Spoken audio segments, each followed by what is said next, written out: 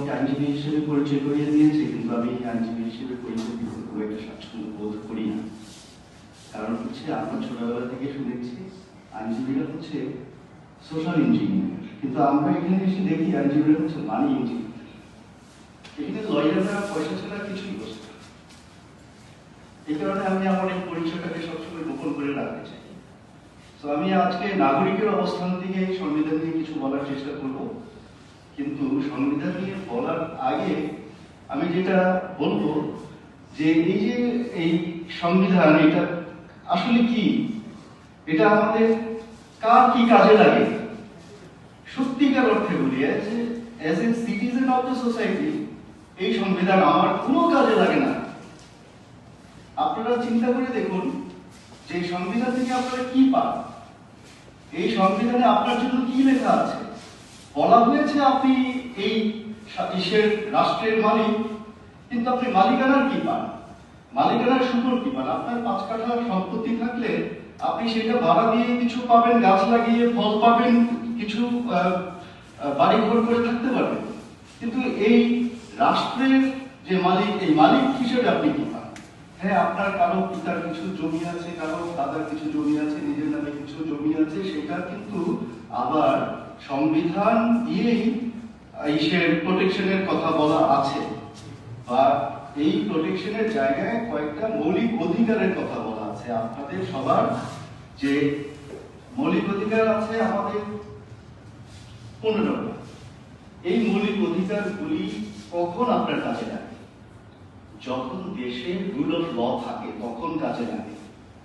আর যখন rule of law হয়ে যায়, এই রুল অফ ল থাকলে আর আপনার কোনো কাজে লাগবে না। আমাদের এখানে খুব অবাক হবেন, সুপ্রিম কোর্টে আমরা যখন গণঅভ্যুত্থানের কারণে সরকার চলে গেল, ছাত্ররা একটা আন্দোলন করলো যে ফ্যাসিবাদের দোষরদেরকে এখান থেকে চলে যেতে হবে।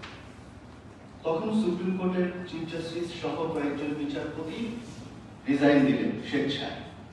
কিন্তু আমাদের একটা দাবি ছিল যে না, ওই কজন দিলেই হবে না, দোষর তো অনেক।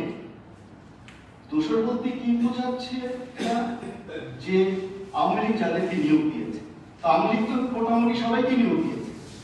প্রথম দিকের 8 জন বিচারপতি আছেন যারা বিএনপি নিয়োগপ্রাপ্ত, বাকি সবাই আওয়ামী লীগ।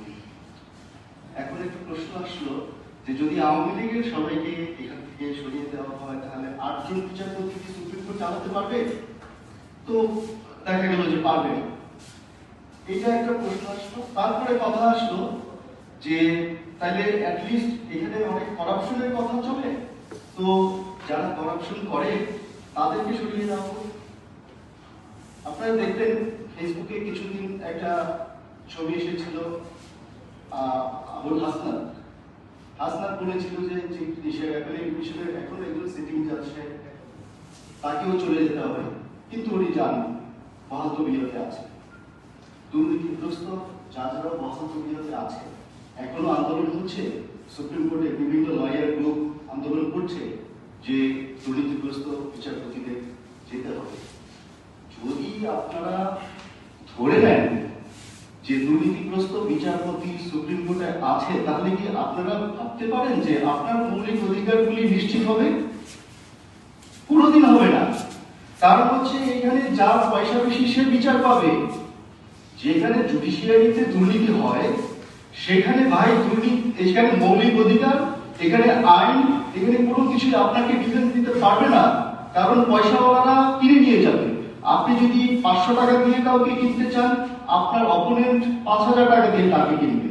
সো যার পয়সা বেশি সে পেয়ে যাবে দায়। তাহলে আপনার এই মৌলিক অধিকারের মূল্যটা কি? কোনো মূল্য নেই।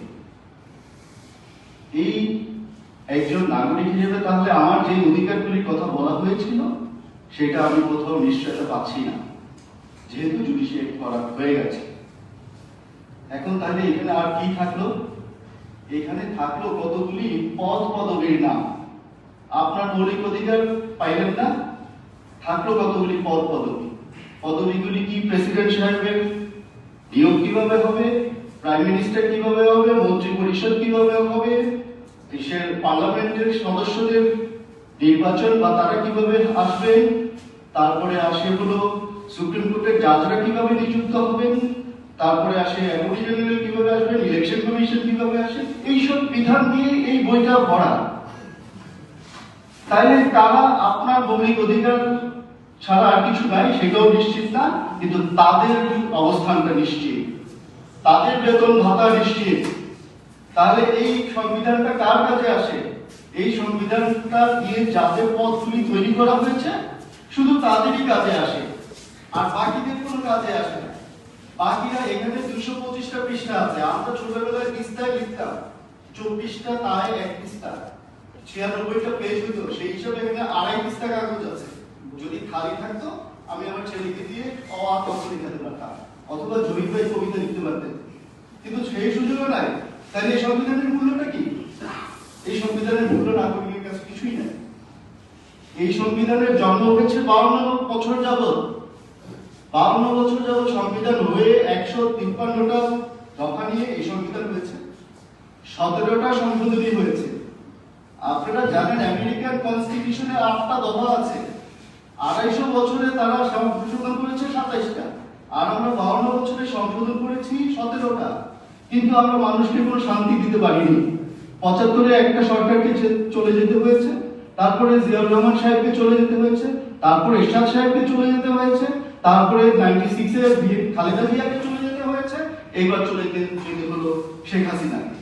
তাহলে যদি ওনারা এইরকম পরিস্থিতি তৈরি করেন আর চলে যান, তৈরি করেন আর চলে যান, তাহলে এই সংবিধান নিয়ে ভাববারও কিছু নেই, এই সংবিধান নিয়ে লেখারও কিছু নেই, এই সংবিধান লেখার কোনো দরকারই নেই।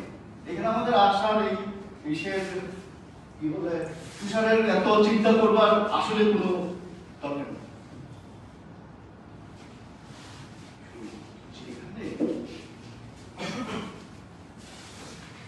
সংবিধান নাই, সেই সোসাইটি কিভাবে চলছে? ইংল্যান্ডে কোনো লিখিত সংবিধান নাই, তারা তো সারাটা পৃথিবী একসঙ্গে শাসন করেছে। ইসরায়েলের কোনো লিখিত সংবিধান নাই, সমস্ত মিডল ইস্ট তারা কাঁপিয়ে বেড়াচ্ছে। তো সংবিধানটা দরকার কি? আসল দরকার হলো মানুষের আচরণ, আসল দরকার হলো শাসকের আন্তরিকতা। শাসকই আমাদেরকে শোষণ করবেন নাকি আমাদেরকে একটু শান্তি দিবেন, এটা হচ্ছে মুখ্য বিষয়। ওনারা তো আপনাদেরকে শান্তি দিবেন না, কারণ হচ্ছে ওনারা 4টা পরিবার মিলে যদি 2 লক্ষ কোটি টাকা এই দেশ থেকে দিয়ে দিতে পারেন, আপনাদেরকে শান্তি দিবেন কেন? আর আপনারা তো ওই টাকা আনার কোনো ব্যবস্থা করতে পারছেন না, পারবেন না, কোনোদিনও পারবেন না। এই যে একটা নতুন সরকার এসেছে, অন্তর্বর্তীকালীন সরকার, শুধু কাগজে শুনছি যে ওনারা টাকা ফেরত আনবে। আরে টাকা ফেরত আনতে কি লাগে আপনি জানেন? টাকা ফেরত আনতে লাগে ইউনাইটেড নেশনস কনভেনশন এগেইনস্ট কারাপশনে বলা হয়েছে, যদি আপনি ইংল্যান্ড থেকে টাকা আনতে চান তাহলে ইংল্যান্ডের সাথে আপনার বাইলেটারাল ট্রিটি থাকতে হবে, যদি আপনি দুবাই থেকে টাকা আনতে চান তাহলে আপনার দুবাইয়ের সাথে